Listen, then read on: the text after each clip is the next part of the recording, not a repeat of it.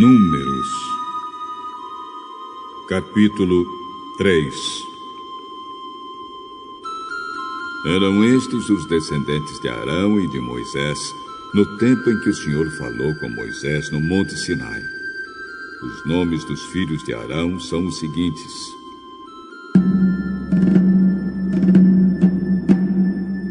Nadab, o mais velho, depois Abiú, Eleazar e Itamar.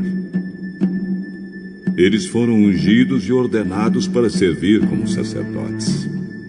Porém, Nadab e Abiú foram mortos quando no deserto do Sinai estavam oferecendo a Deus, o Senhor, fogo que não era sagrado.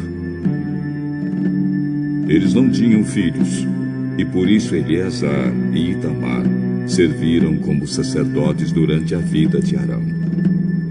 O Senhor Deus disse a Moisés: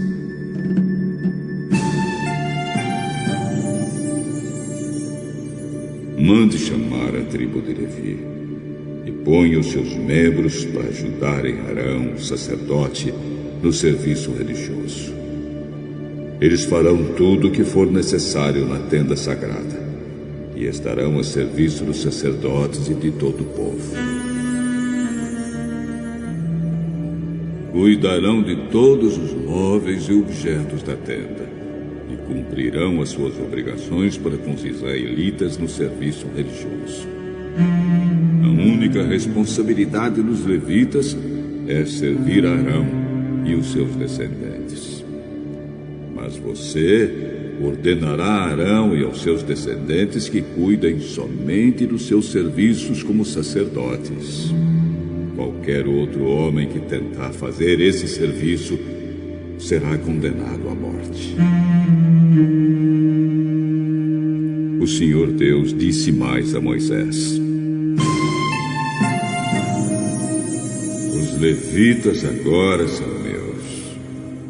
Quando matei os primeiros filhos dos egípcios, eu separei para mim todos os primeiros filhos de cada família israelita e as primeiras crias dos animais. Agora, em vez de ter os primeiros filhos do povo de Israel, eu tenho os levitas. Eles são meus. Eu sou Deus, o Senhor.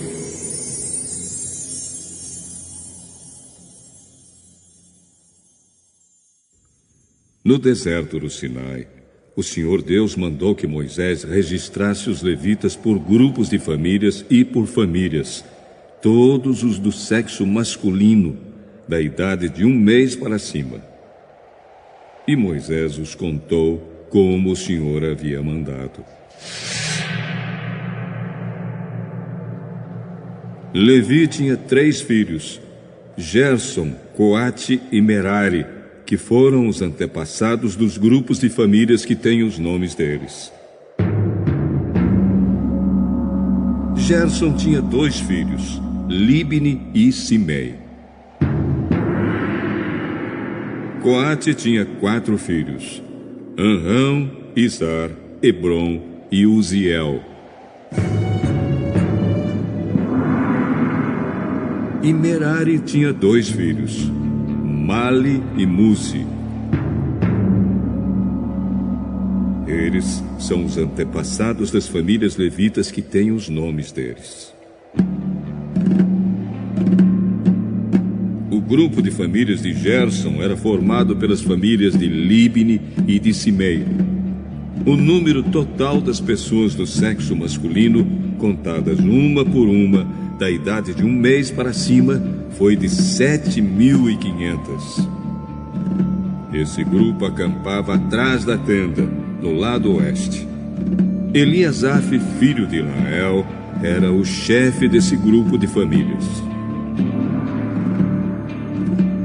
Os gersonitas cuidavam da tenda, da sua cobertura de dentro, da cobertura de fora, das cortinas da entrada, das cortinas do pátio que fica ao redor da tenda e do altar, e das cortinas da porta do pátio e das suas cordas.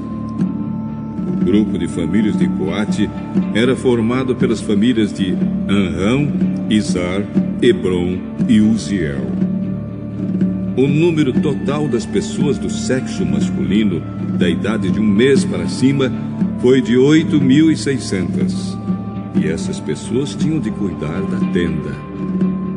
Esse grupo de famílias, isto é, os coatitas, acampava no lado sul da tenda. O chefe desse grupo era Elisafã, filho de Uziel. Eles cuidavam da arca da aliança, da mesa, do candelabro, dos altares, dos utensílios do lugar santo e da cortina da entrada do lugar santíssimo. Eles cuidavam de todos esses serviços. O líder dos chefes dos levitas era Eleazar, filho do sacerdote Arão. Ele era o chefe dos que faziam o serviço religioso no lugar santo. O grupo de famílias de Merari era formado pelas famílias de Mali e Muzi. O número total das pessoas do sexo masculino, da idade de 1 mês para cima, foi de 6.200.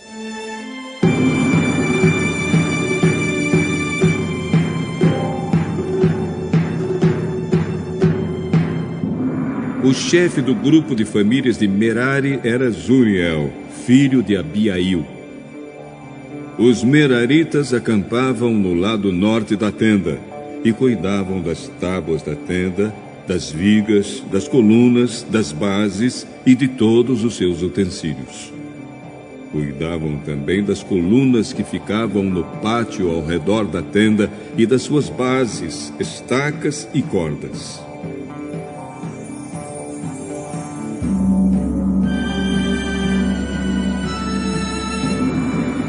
Moisés, Arão e os filhos de Arão acampavam em frente da tenda, no lado leste. Eles cuidavam dos serviços religiosos no lugar santo para o povo de Israel. Porém, se qualquer outro homem tentasse fazer esse serviço, devia ser condenado à morte. Como o Senhor havia ordenado, Moisés e Arão fizeram uma lista de todos os levitas do sexo masculino, da idade de 1 mês para cima, conforme os grupos de famílias. O total foi de 22.000. O Senhor Deus disse a Moisés: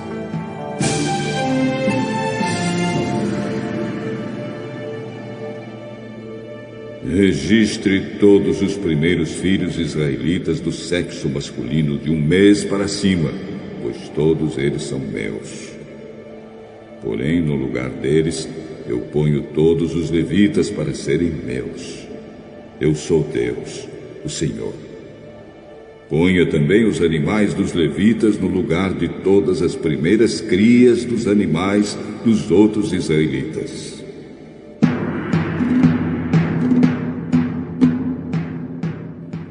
Como o Senhor havia ordenado, Moisés registrou todos os primeiros filhos dos israelitas.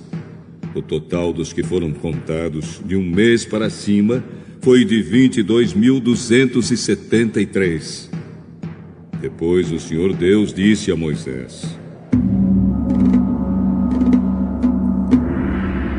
ponha os levitas no lugar de todos os primeiros filhos dos outros israelitas e os animais dos levitas no lugar dos animais dos outros israelitas. Os levitas serão meus. Eu sou Deus, o Senhor. Como os primeiros filhos dos israelitas são 273 a mais do que os levitas, você deve pagar por eles. Você pagará 5 barras de prata por pessoa e entregará esse dinheiro a Arão e aos seus filhos.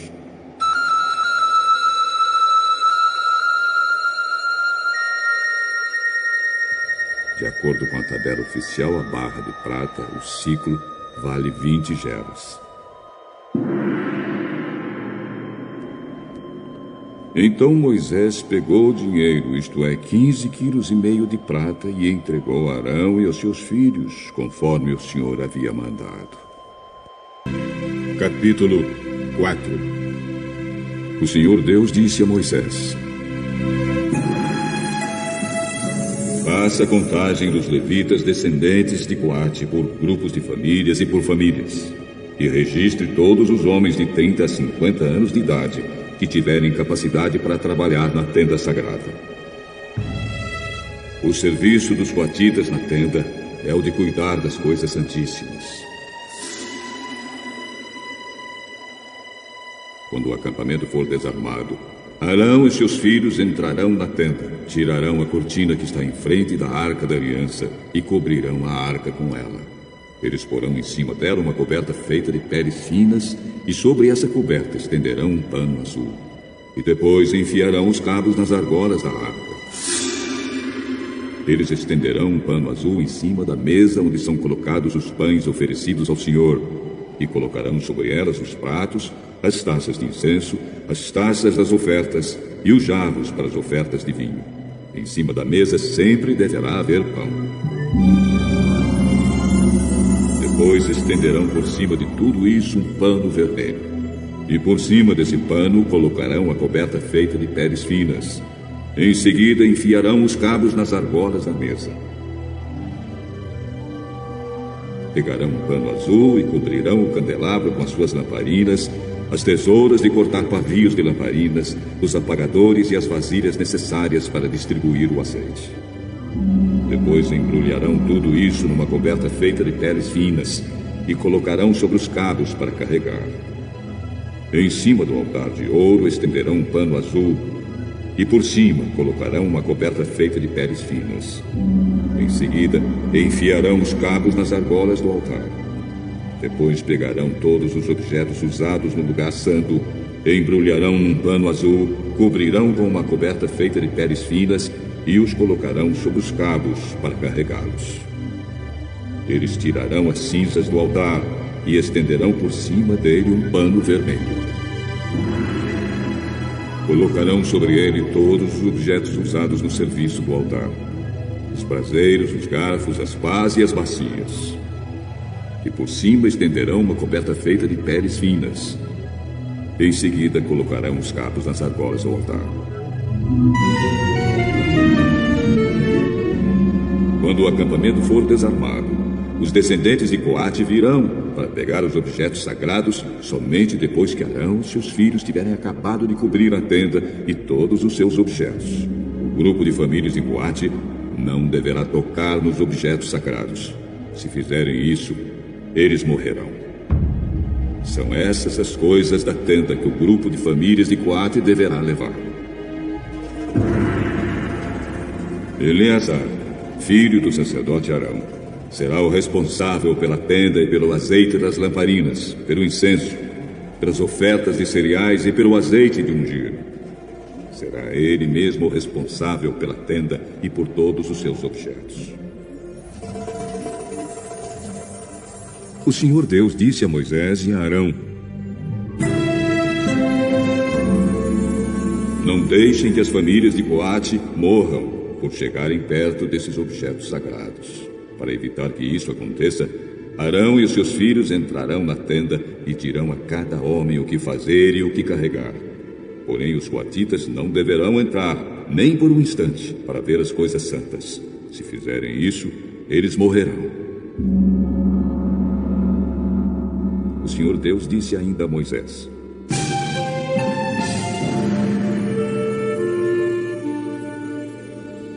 faça a contagem dos descendentes de Gerson, por grupos de famílias e por famílias. E registre todos os homens de 30 a 50 anos de idade que tiverem capacidade para trabalhar na tenda sagrada. O serviço dos gersonitas é trabalhar na tenda e carregar cargas. Eles levarão a tenda, as coberturas de dentro e de fora, a coberta de peles finas e a cortina da entrada. Levarão também as cortinas do pátio, a cortina da porta do pátio que está ao redor da tenda e do altar, as suas cordas e todos os objetos que precisam para o seu trabalho.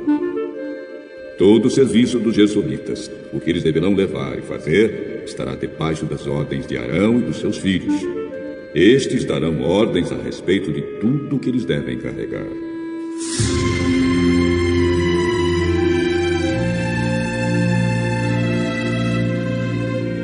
É esse o serviço que o grupo de famílias de Gerson fará na tenda. O serviço será dirigido por Itamar, filho do sacerdote Arão. O Senhor disse também a Moisés: faça a contagem dos descendentes de Merari, por famílias e por grupos de famílias, e registre todos os homens de 30 a 50 anos de idade que tiverem capacidade para trabalhar na tenda sagrada. O que terão de levar, de acordo com o serviço deles na tenda, é o seguinte: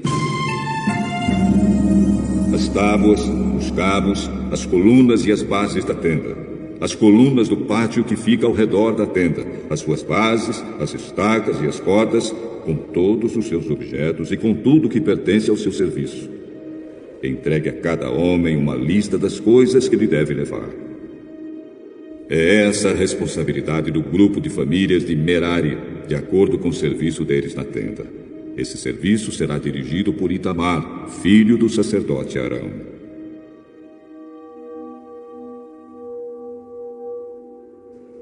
Conforme o Senhor havia ordenado, Moisés, Arão e os líderes do povo fizeram a contagem dos 3 grupos de famílias levitas, isto é, de Coate, de Gerson e de Merari. Eles fizeram isso por grupos menores de famílias e por famílias, e registraram todos os homens de 30 a 50 anos de idade que tinham capacidade para trabalhar na tenda sagrada. O número de coatitas foi de 2.750 homens, de gersonitas 2.630 e de meraritas 3.200. O total de todos eles foi de 8.580 homens. Os nomes desses homens foram colocados numa lista, como o Senhor havia ordenado a Moisés. E Moisés disse a cada um qual seria a sua tarefa ou qual a carga que devia carregar. A contagem foi feita de acordo com as instruções que o Senhor tinha dado a Moisés. Leitura complementar. O tabernáculo e sua construção. O tabernáculo foi construído de tal maneira que podia ser todo desmontado e levado com os israelitas em todas as suas jornadas. Era, portanto, pequeno, não tendo mais de 20 metros de comprimento, e 6 de largura e altura. Contudo, era uma estrutura magnificente. A madeira empregada para a edificação e seu aparelhamento era a acácia, menos sujeita a arruinar-se do que qualquer outra que se podia obter no Sinai. As paredes consistiam em tábuas verticais colocadas em encaixes de prata, e mantidas firmemente por colunas e barras que as ligavam, e todas estavam cobertas de ouro, dando ao edifício a aparência de ouro maciço. O teto era formado de 4 jogos de cortinas, sendo a mais interior de linho fino torcido, e azul, púrpura e carmesim, com querubins asfarás de obra esmerada. As outras 3 eram respectivamente de pelo de cabras, pele de carneiro tingida de vermelho, e pele de texugo, dispostas de tal maneira que proporcionassem proteção completa. O edifício era dividido em 2 compartimentos por uma rica e linda cortina, ou véu, suspensa de colunas chapeadas de ouro, e um véu semelhante fechava a entrada ao primeiro compartimento. Estes véus, como a cobertura interior que formava o teto, eram das mais belas cores, azul, púrpura e escarlata, lindamente dispostas, ao mesmo tempo que trabalhados a fios de ouro e prata havia neles querubins para representarem a hoste angélica, que se acha em conexão com o trabalho do santuário celestial, e são espíritos ministradores ao povo de Deus na terra. A tenda sagrada ficava encerrada em um espaço descoberto chamado pátio, que estava rodeado de cortinas ou anteparos, de linho fino, suspensos de colunas de cobre. A entrada para este recinto ficava na extremidade oriental. Era fechado com cortinas de custoso material e bela confecção, se bem que inferiores às do santuário. Sendo os anteparos do pátio apenas da metade da altura das paredes do tabernáculo aproximadamente, o edifício podia ser perfeitamente visto pelo povo do lado de fora. No pátio, e bem perto da entrada, achava-se o altar de cobre para as ofertas queimadas, ou holocaustos.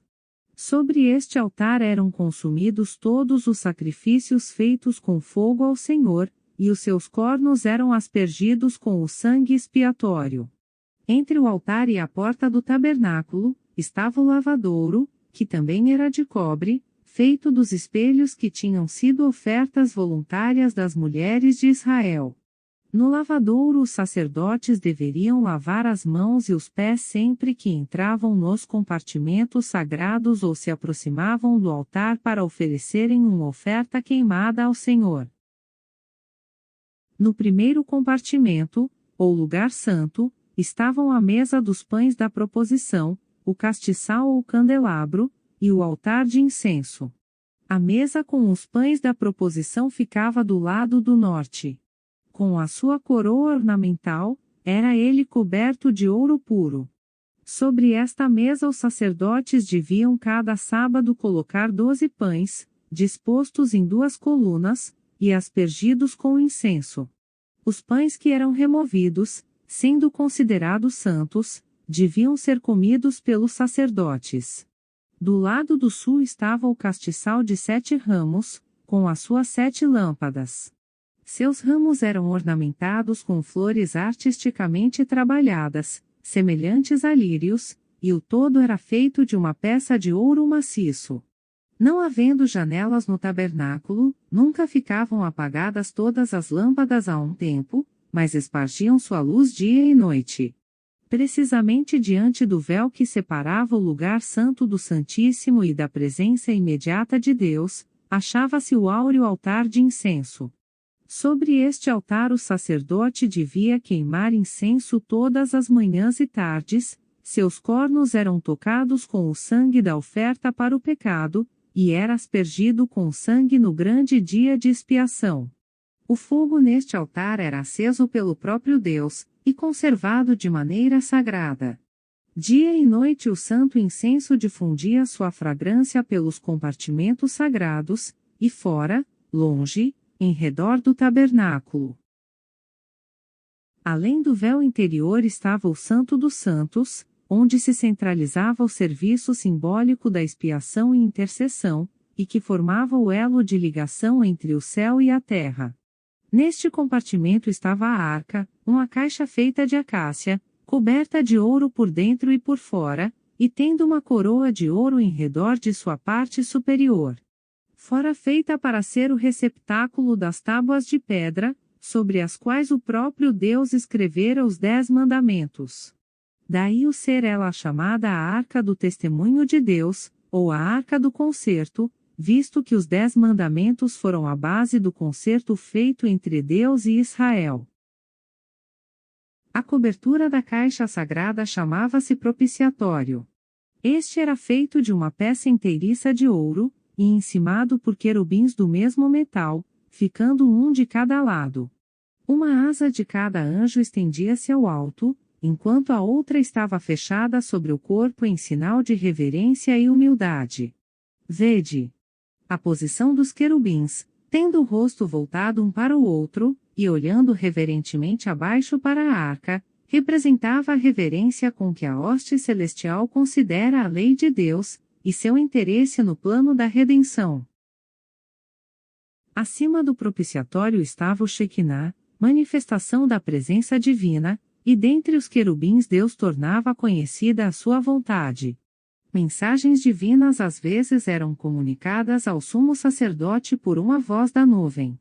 Algumas vezes uma luz caía sobre o anjo à direita, para significar a aprovação ou aceitação, ou uma sombra ou nuvem repousava sobre o que ficava ao lado esquerdo, para revelar reprovação ou rejeição. A lei de Deus, encerrada na arca, era a grande regra de justiça e juízo. Aquela lei sentenciava a morte ao transgressor, mas acima da lei estava o propiciatório, sobre o qual se revelava a presença de Deus, e do qual, em virtude da obra expiatória, se concedia o perdão ao pecador arrependido. Assim na obra de Cristo pela nossa redenção, simbolizada pelo ritual do santuário, a misericórdia e a verdade se encontraram, a justiça e a paz se beijaram. Nenhuma linguagem pode descrever a glória do cenário apresentado dentro do santuário, as paredes chapeadas de ouro que refletiam a luz do áureo castiçal, os brilhantes matizes das cortinas ricamente bordadas com seus resplendentes anjos, a mesa e o altar de incenso, brilhante pelo ouro, além do segundo véu a arca sagrada, com os seus querubins místicos, e acima dela o santo Shequiná, manifestação visível da presença de Jeová. Tudo não era senão um pálido reflexo dos esplendores do templo de Deus no céu, o grande centro da obra pela redenção do homem. Um espaço de tempo, de aproximadamente meio ano, foi ocupado na construção do tabernáculo. Quando este se completou, Moisés examinou toda a obra dos construtores, comparando-a com o modelo a ele mostrado no monte, e com as instruções que de Deus recebera. Como o Senhor a ordenara, assim a fizeram, então Moisés os abençoou. Com ávido interesse as multidões de Israel juntaram-se em redor para ver a estrutura sagrada.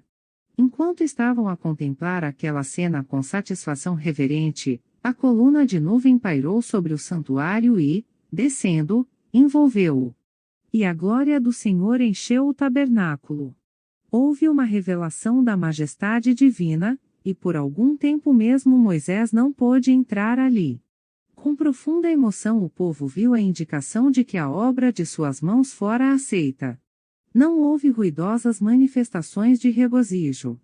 Temor solene repousava sobre todos. Mas sua alegria de coração transbordou em lágrimas de gozo, e murmuravam em voz baixa ardorosas palavras de gratidão de que Deus houvesse condescendido em habitar com eles. Os sacerdotes e suas vestimentas. Por determinação divina, a tribo de Levi foi separada para o serviço do santuário. Nos tempos primitivos, cada homem era o sacerdote de sua própria casa. Nos dias de Abraão, o sacerdócio era considerado direito de primogenitura do filho mais velho. Agora, em lugar dos primogênitos de todo Israel, o Senhor aceitou a tribo de Levi para a obra do santuário.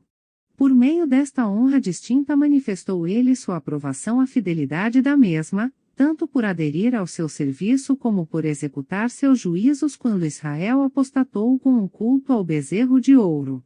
O sacerdócio, todavia, ficou restrito à família de Arão. A estes seus filhos, somente, permitia-se ministrar perante o Senhor. O resto da tribo estava encarregada do cuidado do tabernáculo e de seu aparelhamento, e deveria auxiliar os sacerdotes em seu ministério, mas não deveria sacrificar, queimar incenso, ou ver as coisas sagradas antes que estivessem cobertas. De acordo com as suas funções, foi indicada ao sacerdote uma veste especial. Farás vestidos santos a Arão teu irmão, para a glória e ornamento, foi a instrução divina a Moisés. A veste do sacerdote comum era de linho alvo, e tecida em uma só peça. Estendia-se até quase os pés, e prendia-se à cintura por um cinto branco de linho, bordado de azul, púrpura e vermelho. Um turbante de linho, ou mitra, completava seu traje exterior. A Moisés, perante a sarça ardente, foi determinado que tirasse as sandálias, porque a terra em que estava era santa. Semelhantemente, os sacerdotes não deveriam entrar no santuário com sapatos nos pés. Partículas de pó que a ele se apegavam, profanariam o lugar santo. Deviam deixar os sapatos no pátio, antes de entrarem no santuário, e também lavar tanto as mãos como os pés, antes de ministrarem no tabernáculo, ou no altar dos holocaustos. Desta maneira ensinava-se constantemente a lição de que toda a contaminação devia ser removida daqueles que se aproximavam da presença de Deus.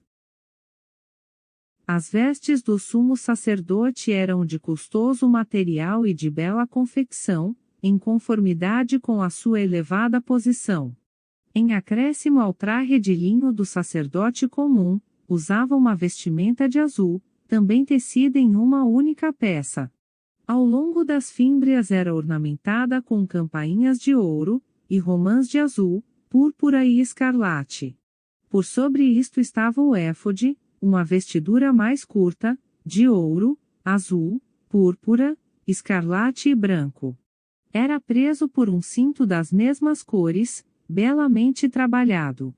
O éfode não tinha mangas, e em suas ombreiras bordadas de ouro achavam-se colocadas 2 pedras de ônix, que traziam os nomes das 12 tribos de Israel. Sobre o éfode estava o peitoral, a mais sagrada das vestimentas sacerdotais. Este era do mesmo material que o éfode. Era de forma quadrada, mídia um palmo, e estava suspenso dos ombros por um cordão de azul, por meio de argolas de ouro. As bordas eram formadas de uma variedade de pedras preciosas, as mesmas que formam os 12 fundamentos da cidade de Deus. Dentro das bordas havia 12 pedras engastadas de ouro, dispostas em fileiras de 4, e como as das ombreiras, tendo gravados os nomes das tribos. As instruções do Senhor foram: Arão levará os nomes dos filhos de Israel no peitoral do juízo sobre o seu coração, quando entrar no santuário, para a memória diante do Senhor continuamente. Assim Cristo, o grande sumo sacerdote, pleiteando com seu sangue diante do Pai, em prol do pecador, traz sobre o coração o nome de toda a alma arrependida e crente. Diz o salmista: Eu sou pobre e necessitado, mas o Senhor cuida de mim. O Urim e Tumim. À direita e à esquerda do peitoral havia 2 grandes pedras de grande brilho. Estas eram conhecidas por Urim e Tumim. Por meio delas fazia-se saber a vontade de Deus pelo sumo sacerdote. Quando se traziam perante o Senhor questões para serem decididas, uma auréola de luz que rodeava a pedra preciosa à direita, era sinal do consentimento ou aprovação divina, ao passo que uma nuvem que ensombrava a pedra à esquerda, era prova de negação ou reprovação. A mitra do sumo sacerdote consistia no turbante de alvo linho, tendo presa no mesmo, por um laço de azul, uma lâmina de ouro que trazia a inscrição: Santidade ao Senhor.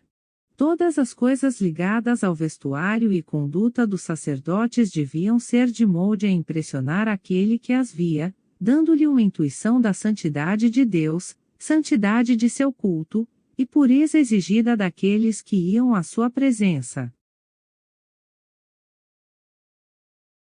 Os serviços do santuário. Não somente o santuário em si mesmo, mas o ministério dos sacerdotes, deviam servir de exemplar e sombra das coisas celestiais. Assim, foi isto de grande importância, e o Senhor, por meio de Moisés, deu a mais definida e explícita instrução concernente a cada ponto deste ritual típico. O ministério do santuário consistia em 2 partes, um serviço diário e outro anual. O cerimonial diário era efetuado no altar dos holocaustos, no pátio do tabernáculo, bem como no lugar santo, ao passo que o serviço anual o era no lugar santíssimo. Nenhum olho mortal a não ser o do sumo sacerdote devia ver o compartimento interno do santuário.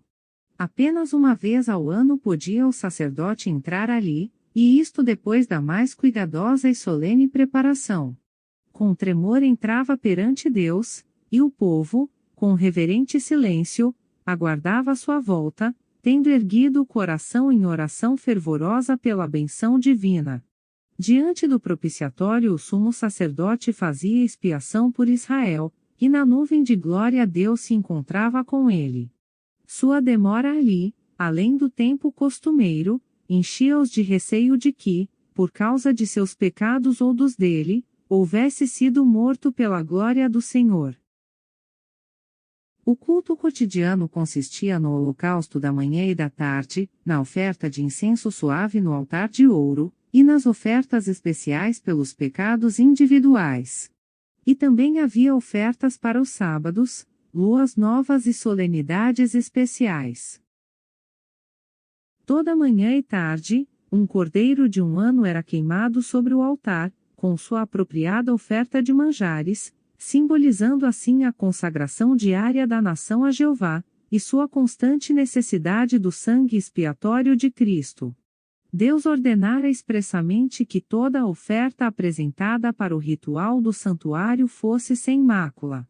Os sacerdotes deviam examinar todos os animais levados para sacrifício, e rejeitar todo aquele em que se descobrisse algum defeito. Apenas uma oferta sem mácula poderia ser um símbolo da perfeita pureza daquele que se ofereceria como um cordeiro imaculado e incontaminado. O apóstolo Paulo aponta para esses sacrifícios como uma ilustração do que os seguidores de Cristo devem tornar-se. Diz ele: rogo-vos, pois, irmãos, pela compaixão de Deus, que apresenteis os vossos corpos em sacrifício vivo, santo e agradável a Deus, que é o vosso culto racionalismo. Devemos entregar-nos ao serviço de Deus e procurar que a oferta se aproxime o máximo possível da perfeição. Deus não se agradará de coisa alguma inferior ao melhor que podemos oferecer. Aqueles que o amam de todo o coração, desejarão dar-lhe o melhor serviço de sua vida, e estarão constantemente procurando por toda a faculdade de seu ser em harmonia com as leis que promoverão sua habilidade para fazerem a sua vontade. Na oferta do incenso, o sacerdote era levado mais diretamente à presença de Deus do que em qualquer outro ato do ministério diário. Como o véu interno do santuário não se estendia até ao alto do edifício, a glória de Deus, manifestada por cima do propiciatório, era parcialmente visível no primeiro compartimento. Quando o sacerdote oferecia incenso perante o Senhor, olhava em direção à arca, e subindo a nuvem de incenso, a glória divina descia sobre o propiciatório e enchia o lugar santíssimo, e muitas vezes ambos os compartimentos, de tal maneira que o sacerdote era obrigado a afastar-se para a porta do santuário. Como naquele cerimonial típico o sacerdote olhava pela fé ao propiciatório que não podia ver, assim o povo de Deus deve hoje dirigir suas orações a Cristo, seu grande sumo sacerdote que, invisível aos olhares humanos, pleiteia em seu favor no santuário celestial. O incenso que subia com as orações de Israel, representa os méritos e intercessão de Cristo, sua perfeita justiça, que pela fé é atribuída ao seu povo, e unicamente pode tornar aceitável a Deus o culto de seres pecadores. Diante do véu do lugar santíssimo, estava um altar de intercessão perpétua, diante do lugar santo, um altar de expiação contínua. Pelo sangue e pelo incenso deveriam aproximar-se de Deus, símbolos aqueles que apontam para o grande mediador, por intermédio de quem os pecadores podem aproximar-se de Jeová, e por meio de quem unicamente, a misericórdia e a salvação podem ser concedidas à alma arrependida e crente. Quando os sacerdotes, pela manhã e à tardinha, entravam no lugar santo à hora do incenso, o sacrifício diário estava pronto para ser oferecido sobre o altar, fora, no pátio. Esta era uma ocasião de intenso interesse para os adoradores que se reuniam junto ao tabernáculo. Antes de entrarem à presença de Deus pelo ministério do sacerdote, deviam empenhar-se em ardoroso exame de coração e confissão de pecado. Uniam-se em oração silenciosa, com o rosto voltado para o lugar santo. Assim acendiam suas petições com a nuvem de incenso, enquanto a fé se apoderava dos méritos do Salvador prometido prefigurado pelo sacrifício expiatório. As horas designadas para o sacrifício da manhã e da tardinha eram consideradas sagradas, e, por toda a nação judaica, vieram a ser observadas como um tempo reservado para a adoração. E, quando, em tempos posteriores, os judeus foram espalhados como cativos em países distantes, ainda naquela hora designada voltavam o rosto para Jerusalém e proferiam suas petições ao Deus de Israel. Neste costume têm os cristãos um exemplo para a oração da manhã e da noite. Conquanto Deus condene um mero ciclo de cerimônias, sem o espírito de adoração, olha com grande prazer aqueles que o amam, prostrando-se de manhã e à noite, a fim de buscar o perdão dos pecados cometidos e apresentar seus pedidos de bênçãos necessitadas. Os pães da proposição eram conservados sempre perante o Senhor como uma oferta perpétua. Assim, era isto uma parte do sacrifício cotidiano. Era chamado o pão da proposição, ou pão da presença, porque estava sempre diante da face do Senhor. Era um reconhecimento de que o homem depende de Deus, tanto para o pão temporal como o espiritual, e de que este é recebido apenas pela mediação de Cristo. Deus alimentara Israel no deserto com pão do céu e ainda dependiam eles de sua munificência tanto para o pão temporal como para as bênçãos espirituais. Tanto o maná como o pão da proposição apontavam para Cristo, o pão vivo, que sempre está na presença de Deus por nós. Ele mesmo disse: Eu sou o pão vivo que desceu do céu. O incenso era posto sobre os pães. Quando o pão era retirado cada sábado, para ser substituído por outro, fresco, o incenso era queimado sobre o altar, em memória, perante Deus. A parte mais importante do ministério diário era o serviço efetuado em prol do indivíduo. O pecador arrependido trazia a sua oferta à porta do tabernáculo e, colocando a mão sobre a cabeça da vítima, confessava seus pecados, transferindo-os assim, figuradamente, de si para o sacrifício inocente.